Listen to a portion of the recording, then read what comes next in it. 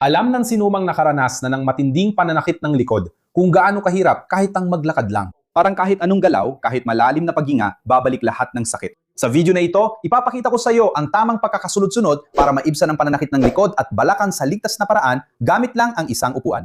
Ako si Alexandre Mota at nagtuturo ako ng mga espesyal na ehersisyo mula sa pisyoterapiya sa madaling paraan para matulungan ang pinakamaraming tao na kaya ko. Pagkatapos nito, luluwagan natin ang mga ligament sa balakang at sa base ng gulugod. I-cross mo ang iyong binti. Kung hindi mo kayang i-cross ang binti mo, ilagay mo lang ang paa mo dito sa ibaba at hayaang bumagsak ang tuhod mo palabas. Ayos ba? Pero kung kaya mo, mas maganda.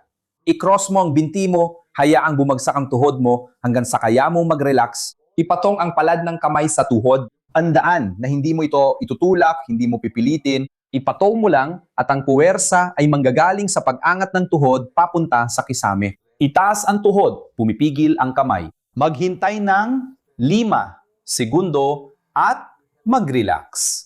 Napakahalaga ng pagre-relax na ito. Makikita mo na sa bawat pagkakataon na magre-relax ka pagkatapos ng lakas, parang bumababa ng kaunti ang tuhod at parang bumubukas dito sa base ng gulugod. Okay? Ulitin mo ang cycle na ito.